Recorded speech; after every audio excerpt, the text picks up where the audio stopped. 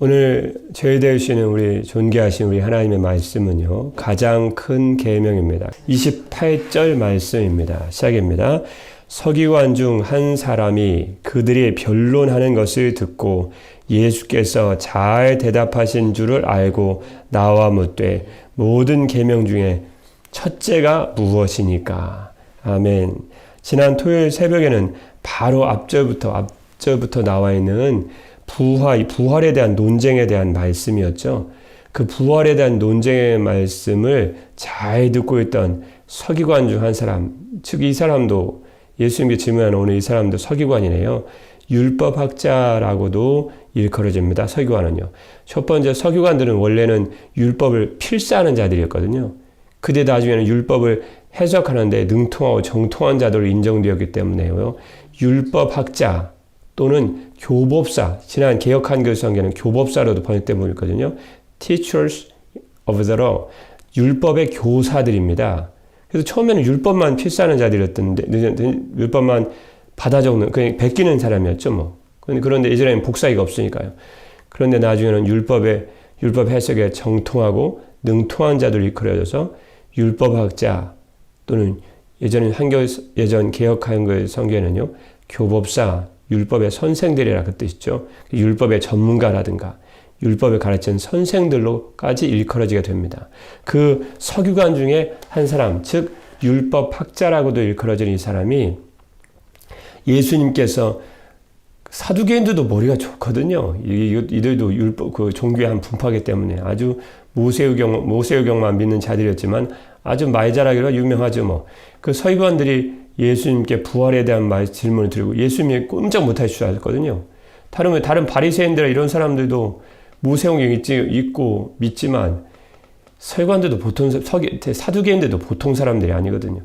그런데 이 부활에 대한 논쟁에서 예수님께서 사두개인들이 직접 믿는 모세오경의 출애굽기 말씀을 들어서 하나님은 살아계시고 그분은 산자의 하나님이시기 때문에 아브라함과 이삭과 야곱과 지금 모든 사람도 주님 안에 죽는 사람 다 살아있다. 주님은 산자의 하나님이시다.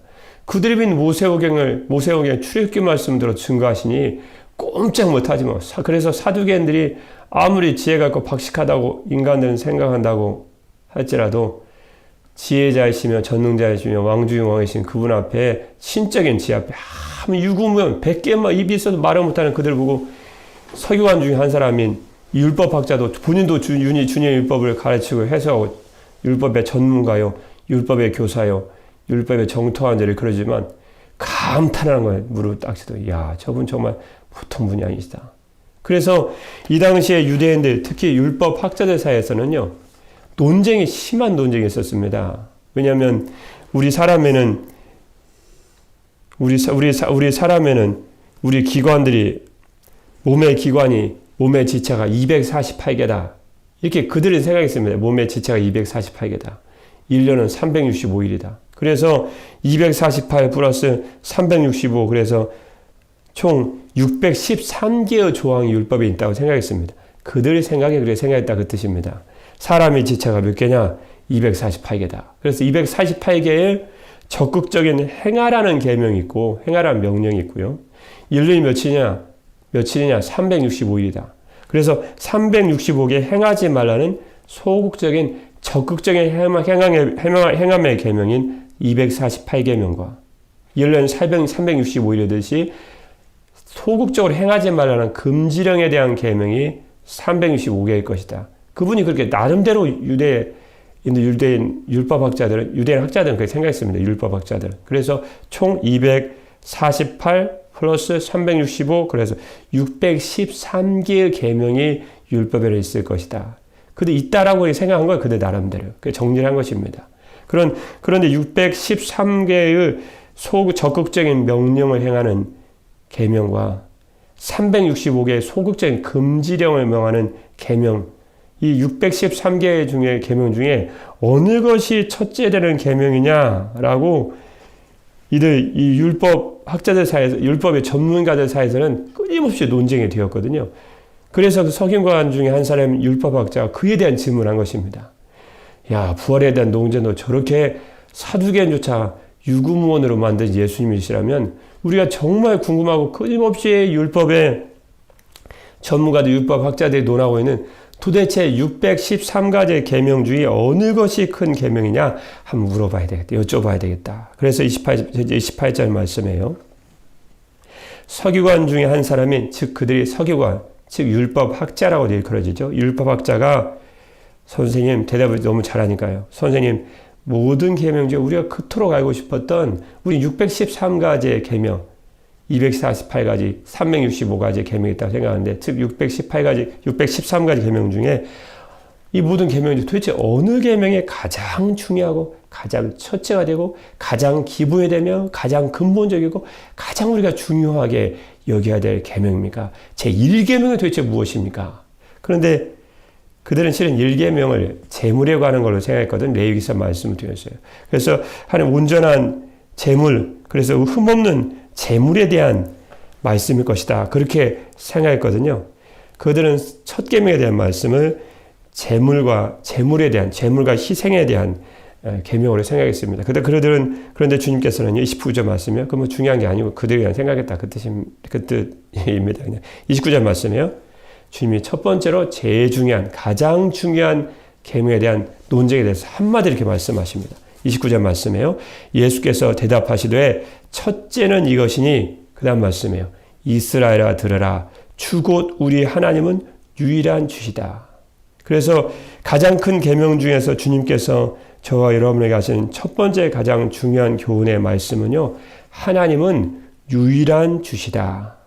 이것이 신명기 6장 4절 말씀 이하에 나오는 그토록 중요한 이스라엘의 종교교육의 근본이에요. 종교교육의 근본이며 아침과 저녁으로 외우는 쉐마. 이 쉐마는 들으라 라는 히브리어로 말이거든요. 들으라. 이스라엘아 들으라. 그러니까 쉐마라 그러거든요. 이스라엘의 종교교육의 근원이면 영원한 신앙의 고백은 이 쉐마에 대한 말씀을 지금 하고 있습니다. 그들이 알고 있는 613가지 계명, 율법 중에 가장 큰 계명이 무엇인가? 29절 말씀이에요. 첫째는 이것이니 이스라엘아 들으라. 주 곧 우리 하나님은 유일한 주시다. 그래서 가장 큰 계명에 대한 서기관, 즉 율법 학자의 질문에 대한 주님의 말씀이었어요. 첫 번째로 주는 주님이 가장 중요하게 여기시는 무엇인가? 하나님은 유일한 주시다. 하나님은 유일한 주시다라는 말씀이 무엇일까요? 그분은 절대자시다. 28절 말씀이에요. 29절 말씀이에요. 주 끝에 말씀이에요. 이스라엘아 들으라. 주 곧 우리 하나님은 어떤 분이세요? 유일한 주시라. 그 유일한 주시다라는 말씀은 무슨 뜻일까요? 그분은 하나님은 유일하신 분이시며 절대자이시다. 절대자이시고 오직 유일한 주 하나님이시라는 고백의 말씀이죠. 그러니까 유일하고 절대자이시다라는 말씀이 무슨 뜻일까요? 이러면 유일하시다. 절대자이시다. 그것이 우리에게 주어진 의미가 무엇입니까? 절대라는 것은 무슨 뜻일까요? 비교될 만한 것이 없다. 그 뜻입니다. 비교될 만한 것이 없다. 그분은 비교될 만이 없으신 가장 크신 분이시다. 가장 유일하신 분이시다. 가장 위대하신 분이시다. 가장 놀라우신 분이시다. 온갖 수식어를 다 붙여야 돼요. 왜냐하면 그분은 절대자이시거든. 유일한 주시다. 그분은 절대자이시다. 절대자이시다. 이 세상에 어떤 것도 비교할 수 없고 어떤 것도 견줄 수 없고 어떤 것도 상대할 수 없는 유일하신 분이시다. 그걸 주님이 첫 번째로 강조하신 것입니다. 주 우리 하나님은 유일한 주시라. 신명기서 6장 4절 말씀은 그대로 갖다 인용하셔서 계명 중에 첫째 되는 가장 큰 계명, 여러 계명 중에도 첫째 되는 가장 큰 계명이 있습니다. 주 예수님 말씀에 따르면, 어미하신 주님의 말씀에 따르면요, 그것은 우리 하나님은 유일한 주시다. 그에 대한 말씀이 어디에 나와 있을까요? 히브리서 6장 13절 말씀 보면요, 이렇게 주님이 말씀하시죠. 아브라함에게요. 믿음의 조상 아브라함에게 주님이 이렇게 말씀하십니다. 하나님이 아브라함에게 약속하실 때에 히브리서 6장 13절 말씀입니다. 하나님이 아브라함에게 약속하실 때에 가리켜 맹세할 자가, 그 다음 말씀에 한번 주목하십시오.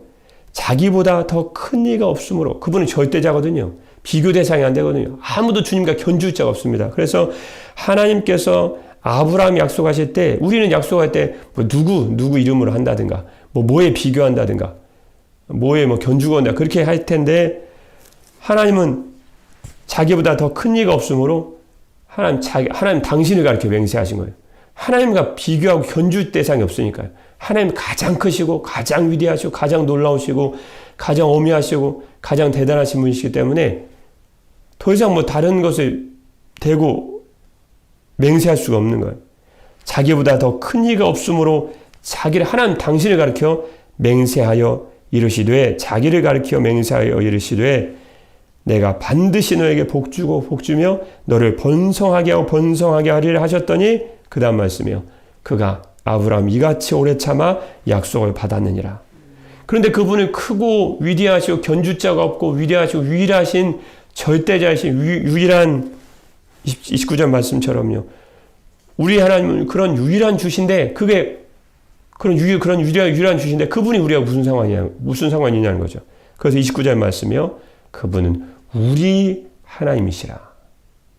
그렇게 적혀있지 않습니까? 29절 말씀. 우리 하나님이시라. 그분은 절대자시고 위대하시고 놀라우시고 뛰어나시고 우리의 모든 가진 문제와 모든 것을 해결하고도 넉넉히 조금도 부족함 없는 그분이신데 인간은 유한하고 이 세상 모든 것은 다 한계가 있지 않습니까? 그런데 그 절대자이시고 유일하신 그분이 누구 하나님이라는 거예요? 그분이 바로 29절 말씀 끝의 말씀처럼요. 저와 여러분 우리 하나님이라는 거예요. 그 우리 하나님이 되어주셔서 우리의 문제 가운데 그분이 개입하신다. 그 뜻입니다. 그래서 요한복음 20장 17절 말씀에는요. 부활하신 주님께서 이렇게 저 여러분의 말씀해 주시지 않으셨습니까? 제 아들에게요. 요한복음 20장 17절 말씀에 부활하신 예수님의 말씀이십니다. 예수께서 이르시되 나를 붙들지 말라. 내가 아직 아버지께로 올라가지 아니하였노라. 너는 내 형제들에게 가서 이르되 내가 그 다음 말씀에 한번 주목해 보십시오. 내가 내 아버지 곧 너희 아버지 그 다음 말씀이요. 내 하나님 곧 너희 하나님께로 올라간다 하라 하시니 주님의 하나님을 우리 하나님으로 말씀하였습니다. 우리 하나님. 우리가 신앙생활하면서 참 오해되시는 분이 많이 있는 것 같습니다. 어떤 분 신앙생활 하실 때 하나님을 그냥 저기 멀리 있는 하나님, 나하고 관계도 없는 하나님, 내가 문제 있어서 그냥 안달하고 복달하고 그냥 하면 내 몸을 어떻게 하고 그러면 주님 조금 불쌍해서 그래 너 거기 있냐? 내가 문답해 줄까? 이렇게 하시는 분이 의외로 많은 것 같아요. 그래서 꼭 우상성교듯이 그렇게 하는 분이 이게 주님 앞에 거룩한 주님의 신상에 누가 될 수 있는 말이지만요. 신이 그렇게 있는 분이 있는 것 같아요. 그래서 하나님한테 우리가 왜 모든 걸 다 드려야 되냐는 거예요. 하나님한테 우리가 왜? 그분은 신인데. 신이 우리로 존재하지 우상처럼 우리가 왜 하나님에서 다 존재하는 거예요? 근데 놀랍게도 그렇게 믿고 신앙을 사는 분한테 의뢰도 안 많은 것 같아요. 그렇지 않으면 주일날 하루 드리는 것을 어떻게 아깝게 생각하겠습니까? 그렇지 않습니까? 하나님 우리 하나님이고 하나님 우리의 죄를 위해서 우리 모든 것을 다 희생하시고 내가 그렇게 가깝게 사시고 나와 함께 하시고 나와 동행하시고 나와 늘 함께하기 원하시는 우리 하나님인 줄 안다면 그렇게 말 못하죠. 근데 대부분 분들은 그냥 하나님은 하나님이고 난 나예요. 대부분 아니겠죠. 근데 그렇게 생각하는 분이 의외로 많은 것 같습니다. 여러분 주님은 어떤 분이실까요? 하나님은 그냥 먼데 계신 하나님만이 아니십니다. 로마서 8장 32절 말씀 보면요. 자기 아들을 하나님의 아들이시죠. 하나님의 아들 독생자 예수님이십니다. 자기 아들을 아끼지 아니하시고 우리 모든 사람을 위하여 내주시니가 어찌 그 아들과 함께 모든 것을 우리에게 주시지 아니하겠느냐. 자기 아들 독생자 예수님은 우리에게 내어주시기까지 우리 사랑하셨는데 어떻게 하나님은 멀게 느끼는 신앙생활 할 수 있냐는 거예요. 여러분 하나님은 멀리 계신 분이 아니세요. 나하고 늘 함께 하세요. 자기 독생자 아들 예수님을 십자가 못 박아 죽이시기까지 사랑하신 거예요. 그 하나님은 아주 우리하고 가까이 계십니다. 얼마나 가까이 계실까요? 예수님을 주로 고백하는 그 사람 안에 그의 영혼과 그와 함께하고 계시는 거예요. 자기 아들을 아끼지 아니하시고 이방식 우상이 아니에요. 하나님은요. 하나님 여러분과 늘 함께 하십니다. 동행하십니다. 먹고 마시는 거예요. 여러분 식탁의 자리에서 말없이 듣는 이시라 그런 말씀 안 들어보셨습니까? 성경 말씀이 어느 말씀이지만 정말 신앙적이지 않습니까? 우리 식탁에 말없이 듣는 이시라. 모든 대화에 말없이 듣는 이시라. 그분이 여러분과 지금 함께 하시고 계십니다. 그래서 요한에서 4장 10절 말씀에 사랑이 어디 있을까요? 주님은 사랑을 이렇게 말씀해 주셨습니다. 사랑은 여기 있으니 우리가 하나님을 사랑한 것이 아니요. 그 다음 말씀에 놀라운 말씀 아니십니까? 하나님이 우리를 사랑하사 우리 죄를 속하기 위하여 화목제물로 그 아들을 보내셨습니다.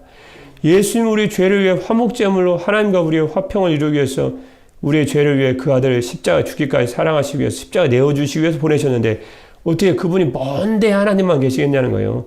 우리와 늘 함께 하시고 우리와 동행하시고 예수님을 주로 고백하는 우리와 여러분과 함께 하시죠. 그래서 로마서 5장 8절 말씀 보면 이런 유명한 구절의 말씀을 저와 여러분이 주시지 않으셨습니까? 우리가 아직 죄인되었을 때 그리스도께서 저와 여러분 우리를 위하여 죽으심으로 하나님께서 우리에 대한 자기의 사랑을 확증하셨느니라. 오늘 마가복음 19장 29절 말씀에 가장 율법 중에 가장 큰 계명에 대해서 물으신 그들 서기관 중 한 사람 대답에 대해서 주님이 이렇게 말씀하십니다. 그 하나님 우리 하나님이시다. 그걸 잊지 마라. 그 하나님 우리 하나님이시다. 이건 굉장히 놀라운 말씀이었습니다. 유대인들 구약 이스라엘 백성은 하나님 멀리 계신 하나님으로만 생각했거든. 저 하늘 어디에? 아니 하나님은 우리 하나님이세요. 날마다 우리와 함께 하세요. 그러니까 그분께 우리 모든 것을 드리는 것이 전혀 아깝지 않죠. 이건 너무나 당연한 말씀 아니십니까? 왜냐하면 사랑의 출발점은 주님이시거든요. 그래서 주님이 오늘 가장 큰 계명에 대한 말씀에서 주님이 두 번째 이렇게 말씀하십니다. 30절 말씀입니다. 시작입니다. 내 마음을 그 다음 말씀이에요. 다하고 목숨을 그 다음 말씀이에요. 다하고 그 다음 뜻을 다하고 힘을 다하여 그 다음 뭐라고 말씀하실까요? 주 너의 하나님을 사랑하라 하신 것이요. 이건 율법에 수많은 계명이 있습니다. 여러분 그렇지 않습니까? 구약의 창세기, 출애굽기, 레위기, 민수기 수많은 말씀 보면 우리에게 지키라고 하시는 적극적인 계명부터 해서 지키지 말라고 하시는 소극적인 계명까지 수많은 계명의 말씀이 있습니다. 그들이 믿었던 것처럼 어쩌면 수백 가지의 계명이 있죠. 정말 수백 가지 계명이 있습니다. 그럼 그 말씀을 줄이면 요약을 하면 어떻게 될까요? 여러분 그 학교 다닐 때 그런 숙제 안 하셨습니까? 이거 책이 참 좋은 책이는데 한 장으로 요약해서 리포트 제출해. 요즘 애들만 그 리포트 제출하고 그러면 머리에 다들 쥐나시죠? 쥐나죠 애들이. 맨날 숙제만 해. 근데 리포트 제출하면 한 자로 딱 제출하면 읽고 또 읽고 한 자로 딱 제출했습니다. 근데 그 교수님이 또 이렇게 얘기하는 거예요. 야 선생님이 얘기하는 거예요. 한 자 너무 많다야. 이거 한 줄로나 딱 요약해, 한 줄로. 그럼 또 이제 머리에 쥐나시죠? 이제 쥐나죠. 이것도 한 줄로 딱 이거 한 권을 한 장을 만들었는데, 한 장을 갖다 한 줄로 딱 만드는 거예요. 주님이 지금 율법의 구약의 모든 율법과 선지서, 즉 율법과 선지서, 즉 구약의 전체 말씀을, 한마디로 율법과 선지서 그렇게 얘기하거든요. 그 율법과 선지서 구약의 전체 말씀을 주님께서 아주 간단하게 한 말씀으로 딱 요약하십니다. 뭐라고 요약하실까요? 가장 큰 계명에 대해 말씀하시면서요. 하나님 사랑이고 이웃 사랑이다.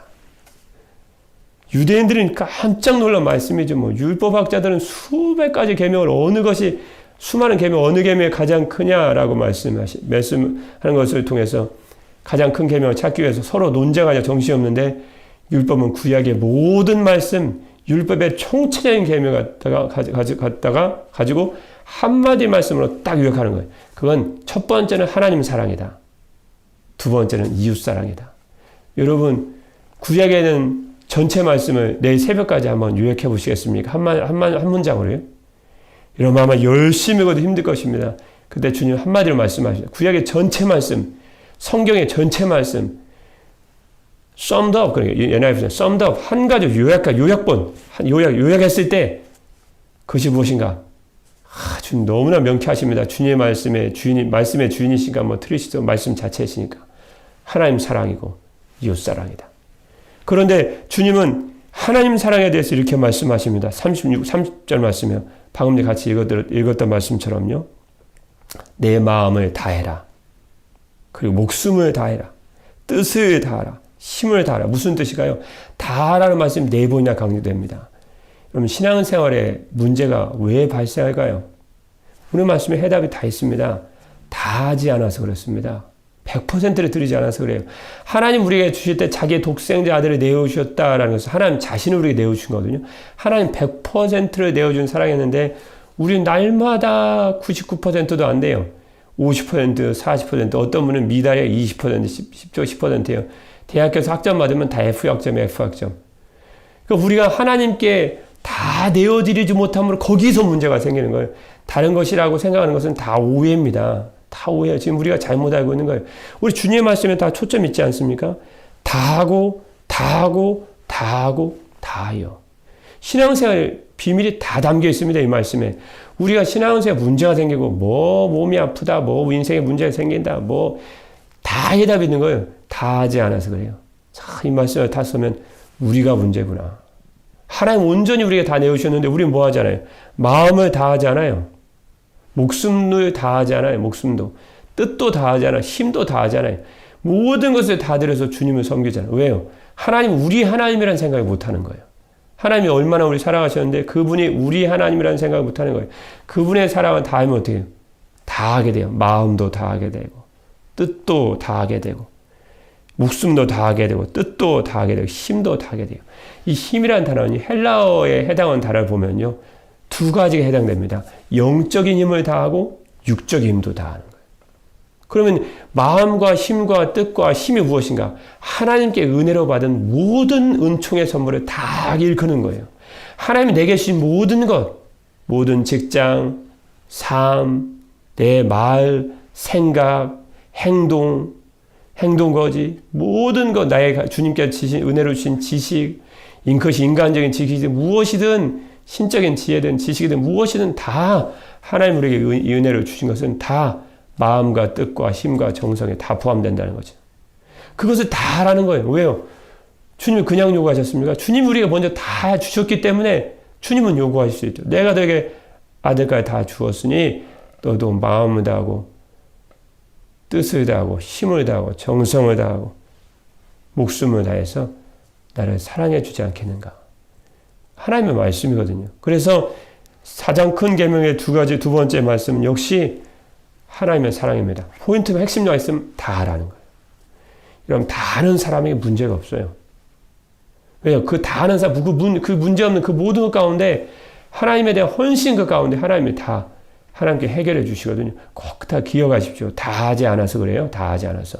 아, 뭐가 문제 있고, 뭐 교회가 문제 있고. 여러분 그런 핑계는 그만내야 됩니다. 그건 다 핑계예요. 뭐 목회자가 문제 있긴 뭐 목회자 문제 있어요. 본인이 다 하지 않아서 그렇죠. 뭐. 본인이 다 해봐요. 다 하면 말씀에 별로 은혜가 안 돼도 본인이 은혜 다 받아요. 그냥 말씀 교수 은혜 받고 그냥 날마다 은혜 받고 본인 문제예요. 본인 문제인지 모르는 거예요. 그냥. 근데 오늘 말씀은 뭐예요? 네가 다 하지 않아서 그랬다는 거예요. 마음을 다 하고 뜻을 다 하고 힘을 다 하고 목숨을 다 해봐라는 거예요. 다 하면 무슨 문제가 있냐는 거예요. 하나님이 너를 사랑하시고 네가 주님 안에 노력하고 너가 주님 안에 살아가는 존재가 될 것인데 그러면 모든 것을 합력과 선에 이룰 것이다. 주님 말씀해 주십니다. 믿으시길 바랍니다. 세 번째 가장 큰 계명 중에 주님께서 저와 여러분에게 말씀하신 세 번째 계명 무엇일까요?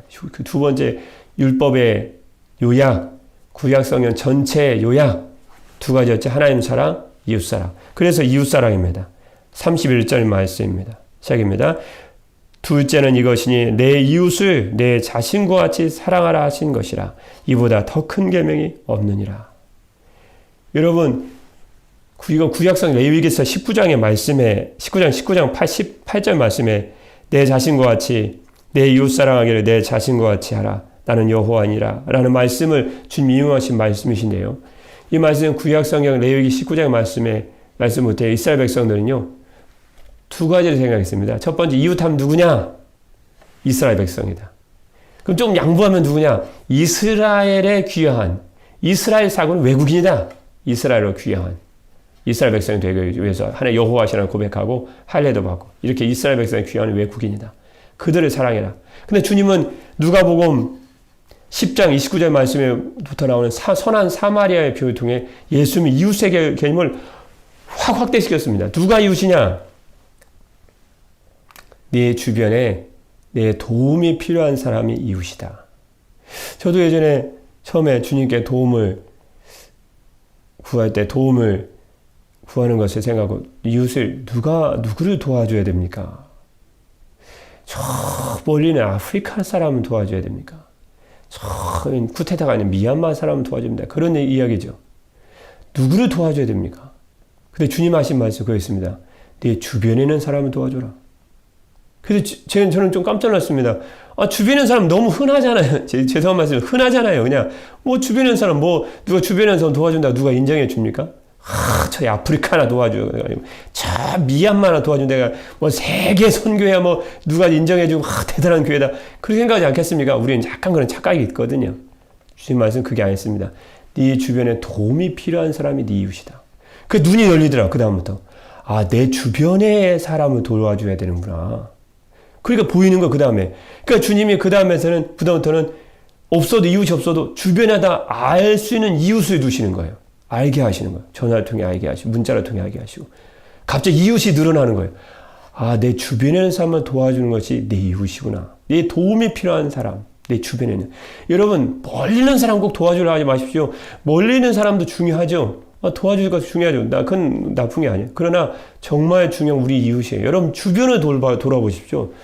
여러분, 핸드폰으로 문자 오는 사람을 돌아보십시오. 도움이 필요하다고 전화 오는 사람을 돌아보십시오. 여러분, 가까운 친척과 이웃, 가족이 이웃일 수 있습니다. 가족이니까 내 이웃이 아니다. 그렇지 않습니다. 가족부터 돌봐줘야 돼요, 원래는요. 여기 주변에는 이웃들, 도움이 필요한 여기 주변에 있는 사람들. 그게 주님의 관점이셨습니다.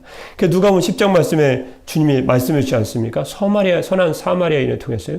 선한 사마리아인이 멀리 외국에 있는 사람을 찾았나요? 아니죠. 그럼 100m, 100km에 있는 사람 찾았나요? 아니에요. 지나가다가 예루살렘에서 여리고 가는 길에 강도 만난 자였어요. 지나가다가. 그런데 레위인과 종교인 제사장들 그냥 지나간 거죠. 선한 사마리아, 왜 선한 사마리아 됐을까요? 자기 주변에 있는 사람, 쓰러져 있는 이웃을 도운 거예요. 여러분, 주님 오늘 가장 큰 계명의 말씀을 통해서 우리 하나님은 유일하신 분이시다라는 것을 가르쳐 주셨습니다. 주님 먼 데만 있는 분이 아니세요. 여러분과 아주 가까이 가시고 여러분 예수님을 주로 고백하는 여러분 안에 계세요. 그분을 잊지 마십시오. 그분은 이 세상 어떤 것과 비교할 수 없는 절대자이십니다. 그분을 의지하고 생활하시면 두려울 것도 없고 미래에 대해서 떨 것도 없고 담대한 심령 가지고 그분만을 여러분과 함께 하시는 유일하시고 절대자이시는 그분만을 의지하고 살아갈 수 있습니다. 그분께서 우리에게 이렇게 말씀하십니다. 하나님을 사랑하는 것이다. 이웃의 내 몸과 같이 사랑하는 것이다. 그것이 구약의 모든 전체 말씀, 성경 전체 말씀을 두 가지 말씀으로 요약하는 것이다. 그것은 무엇인가? 하나님을 마음을 다하고 힘을 다하고 목숨을 다하고 뜻을 다하여 네가 하나님께 받은 모든 것을 모든 지혜, 지식, 모든 직장, 모든 월급, 모든 것을 다해서 주님을 섬겨라. 그러면 될 것이다. 그러면 주님이 너를 내 아들 내어주실까지 목숨을 다해 사랑하는 것처럼 너도 주님을 사랑하는 것이 될 것이다. 두 번째는 내 이웃을 내 몸과 같이 사랑하라. 내 이웃이 누구냐? 내 주변에 내 도움이 필요한 사람들이다. 먼 데는 사람도 도와주는 게 중요하지만 내 이웃부터 돌아보라는 거야. 내 주변 사람, 너에게 어떤 사람을 알게 하시고 붙여주시고 함께하고 있는지 그를 돌아보라는 거야. 그럼 우리의 눈이 열려요. 그럼 주변에 이렇게 돌아보게 되죠. 근데 매스컴에서만 나온 사람이 아니고 먼 데에서 오는 그런 사람들 성경 편지만 아니고 내 이웃을 돌아보게 돼. 내 핸드폰에 누가 도움을 청했는가? 누가 내 도움에서 손짓하는가? 우리가 그들의 부르짖음을 응답하지 않고 듣지 않으면 잠언서 말씀 나오지 않습니까? 내가 부르짖을 때도 들을 자가 없을 것이다. 주님의 오묘하시고 귀하신 말씀입니다. 우리가 이웃을 돌아보고 주님을 사랑하고 유일하시고 절대자신 우리 주님을 의지하고 살 때 여러분 오늘도 우리는 주님 안에서 승리하는 인생을 살게 될 것입니다. 이웃을 사랑하고 주님만을 사랑하심으로 그분만을 의지하심으로 다시 주님께 큰 칭찬 드리시고 주님 안에 참된 복을 받아 누리신 우리 사랑하는 성도님 여러분들 되시기를 주님의 이름으로 축복합니다.